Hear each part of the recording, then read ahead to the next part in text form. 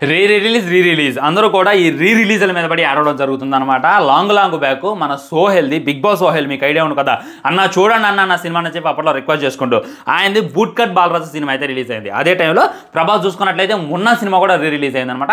ఆ టైంలో మీరు దయచేసి ఇప్పుడే రీ రిలీజ్ చేయమాకండి, మా చిన్న సినిమాలు వేసుకుంటారు. సో ఆ టైంలో రీ రిలీజ్లు వచ్చినప్పుడు సినిమాలకు బొక్క పెడుతున్నారు అని చెప్పి అప్పట్లో సోహెల్ గారు అయితే మాట్లాడింది అనమాట. కానీ అప్పుడు ఎవరు కూడా అంతలా పట్టించుకోలేదు, అంతలా రియాక్ట్ కాలేదు. కానీ ఈ రోజు చూసుకున్నట్లయితే ఒక పెద్ద హీరో కొడుకు అంటే మన మంచు మనోజ్ అన్న చూసుకున్నట్లయితే మ్యాక్సిమం టైర్ 2 హీరోల్లో ఒకడు, తను కూడా మంచి క్రేజ్ ఉందనమాట. తను ఈ రోజు రీ రిలీజ్ గురించి మాట్లాడడం జరిగింది. రీ రిలీజెస్ వీకెండ్ అవాయిడ్ చేసి వీక్ డేస్ ఏదైనా పెట్టగలిగితే, విన్నారు కదా, ఈ విధంగా రీ రిలీజ్ చేస్తూ ఒక సినిమాని మన సినిమాని మనమే కిల్ చేసుకుంటున్నాం. తెలుగు సినిమాని మనమే ఇంకో తెలుగు సినిమాతో చంపుకోవడం అనేది రీ రిలీజ్ అనేటటువంటిది మంచి హైప్ ఉంది, మంచి క్రేజ్ ఉంది. వీకెండ్లో కాకుండా వేరే టైంలో పెట్టుకోవచ్చు కదా. ఈ భైరవం సినిమా కలేజా సినిమా ఒకే రోజు రీ రిలీజ్ కావడం వల్ల ఆ భైరవం సినిమాకి బొక్క పడింది అనేటటువంటి విషయాన్ని ఆయన అయితే ఇవాళ ఇంటర్వ్యూలో తెలియజేయడం జరిగింది. అదీ కాక మన కన్నప్ప సినిమా హార్డ్ డిస్క్ గురించి కూడా ఏదో మాట్లాడింది అనమాట. వాటన్నిటి గురించి క్లారిటీగా మాట్లాడుకోవాలంటే ఫస్ట్ క్వశ్చన్, రీ రిలీజ్ వల్ల ఇప్పుడు ఉన్నటువంటి ఈ సినిమాలకి, ఇప్పుడు వచ్చేటటువంటి కొత్త సినిమాలకి, చిన్న సినిమాలకి బొక్క పడుతుందంటే 100% నేనైతే అది నమ్మను ఫ్రెండ్స్. ఎందుకంటే మన మహేష్ బాబు గారి సినిమానేగా కలేజ్, అది రీ రిలీజ్ అయింది, మాకు బొక్క పడింది అని చెప్పి అన్న చెప్తాను కదా. గుంటూరు కారం సినిమా రిలీజ్ అయింది, అదే టైంలో హనుమాన్ సినిమా రిలీజ్ అయింది. గుంటూరు కారం చూసుకున్నట్లయితే ఆల్మోస్ట్ ఒక 5 థియేటర్లు ఉంటే 4 థియేటర్లు గుంటూరు కారంకే ఇచ్చారు. ఒకటే థియేటర్ హనుమాన్ సినిమాకి ఇవ్వడం జరిగింది. ఏ సినిమా బాగా ఆడింది, ఏ సినిమాకి ఎక్కువ కలెక్షన్స్ వచ్చాయనేటటువంటిది నేను ప్రత్యేకించి పరిచయం చేయాల్సిన అవసరం లేదు. ఇక్కడ పెద్ద హీరోనా చిన్న హీరో అనేటటువంటి మ్యాటర్ కాదు, కంటెంట్ మ్యాటర్స్ అని చెప్పి గుర్తుపెట్టుకోండి. ఇంకా నేను మీకు క్లారిటీగా చెప్తా చూడండి. ఇప్పుడు మార్కెట్లోకి థార్ అనేటటువంటి ఒక కొత్త కారు వచ్చిందనమాట. దాని ప్రైస్ చూసుకున్నట్లయితే ఆల్మోస్ట్ 27 లక్షలు ఉంది. థార్ రాక్ చూసుకున్నట్లయితే, థార్ 3 డోర్స్ చూసుకున్నట్లయితే 4x4 21 lakhs ఉందన్నమాట. సో ఇప్పుడు ఏం చేస్తుందంటే ఈ కార్ సేల్స్ భయంకరంగా జరుగుతున్నటువంటి టైంలో జీప్ అనేటటువంటి ఇంకోటి వచ్చింది. ఈ జీప్ కాస్ట్ చూసుకున్నట్లయితే ఆల్మోస్ట్ ఒక 3 lakhs ఉంది అనుకున్నాం. ఆ టైంలో ఈ జీప్ కొనడానికి ఎక్కువ మంది ఆసక్తి చూపుతున్నారు. చూసుకున్నట్లయితే ఓపెన్ డోర్స్ చాలా ఇంట్రెస్టింగ్గా ఉంది, ఫ్రీగా వెళ్ళిపోవచ్చు, కాస్ట్ కూడా తక్కువగా వస్తుంది. దానికి 27 లక్షలు పెట్టే బదులు దీనికి 3 లక్షలు పెట్టి కొనుక్కుంటే అయిపోద్దిగా అని చెప్పి అందరూ ఇది కొంటున్నారు. ఆ టైంలో తారోడు వచ్చి వామ్మో మీ వల్ల మాకు బొక్క వస్తుంది, మీరు ఆ కంపెనీ మూసేయండి ఎంత కామెడీగా ఉంటుంది. ఇది కూడా అంతే కామెడీగా ఉంది. మనోజ్ అన్న చూసుకున్నట్లయితే ఒక లక్కోర్ ప్రోడక్ట్తో మన ఇండస్ట్రీకి అయితే వచ్చింది అనమాట. మొన్న వచ్చినటువంటి సినిమాతో. ఆ సినిమాలో అయితే మ్యాటర్ లేదు, అది ఎవరిని అడిగినా చెప్తారో. నేను దీని గురించి ఎవరితో వాదించడానికైనా రెడీగా ఉంటా. సినిమాలో దమ్ము లేదు, ముందు సినిమాలో దమ్ము లేకపోవడం వల్ల ఆ అన్న సినిమాని ఎవరు టేకట్లేదు.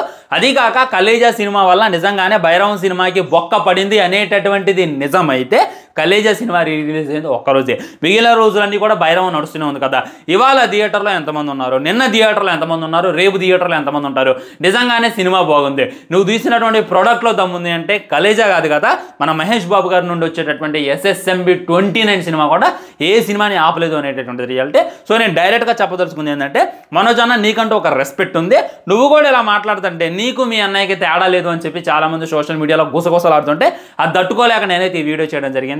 అన్న అయితే డైరెక్ట్ స్టేట్మెంట్ ఇచ్చేస్తుండో ఈ విధంగా పెద్దలందరూ కూర్చోవాలి, రీ రిలీజ్ అనేటటువంటి ఒక సపరేట్ టైంలో చేయాలి అని చెప్పి మాట్లాడుతున్నారు.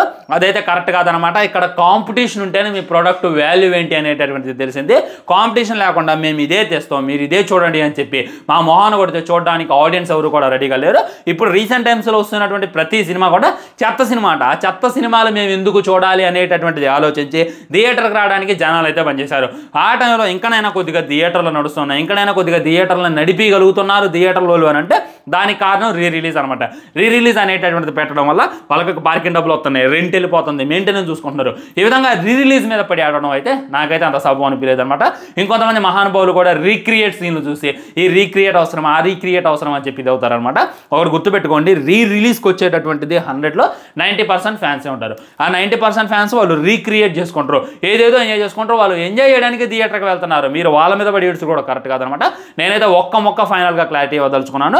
ఎన్ని సినిమాలు వచ్చినా ఆ సినిమాలో దమ్ముంటే మట్టికి ఇవాళ కాకపోతే రేపైనా చూస్తారు అనేటటువంటిది 100% వాస్తవం అని చెప్పి అన్న అయితే గుర్తుపెట్టుకోవాలి. సో చాలామంది దీని మీద వీడియో చేశారు. నా హానెస్ట్ ఒపీనియన్ తెలియజేయాలి అంటే రీ రిలీజ్లు అనేటటువంటివి జరగాలి. మళ్ళీ జరగాలి. అలా జరిగినప్పుడే వీళ్ళ కొద్దిగా భయం అవుతుంది అనమాట. చిన్న సినిమాలో అసలు మనం ఎలాంటి లత్కూర్ కంటెంట్లు ఎత్తున్నాం, ఎలాంటి చెత్త కంటెంట్ ఎత్తున్నాం, ఎలాంటి కంటెంట్లో మేము ఇచ్చేది, మేము మా కంటెంట్ మార్చుకోవాలి అనేటటువంటిది ఇదిగోవాలన్నమాట. మొన్న తమిళనాడులో రిలీజ్ అయింది టూరిస్ట్ ఫ్యామిలీ అనేటటువంటి సినిమా. నేను చెప్పిన ఆల్రెడీ దీని గురించి 10 లక్షలు ఎంత పెడితే 75 కోట్లు వచ్చాయి. ఎందుకు వచ్చాయి ఆ సినిమాకి అంతానంటే సినిమాలో దమ్ముందనమాట. ఆ టైంలో విజయ్ తలపతి గారి సినిమా రిలీజ్ అయినా, సూర్య సినిమా రిలీజ్ అయినా ఎవరు కూడా డ్యాకరం అనేటటువంటిది 100% వస్తాం. కాబట్టి నేను చెప్పదలుచుకుంది ఏంటంటే మనోజ్ అన్నకైనా ఇంకా చాలామంది సోకాళ్ళు క్రిటిక్స్ అయినా, సోకాళ్ళు వాళ్ళందరూ ఏం మాట్లాడుతున్నారంటే రీ రిలీజ్ అనేటటువంటి చిన్న సినిమాలకి బొక్క పెడుతున్నాయని చెప్పి మాట్లాడుతున్నారు కదా.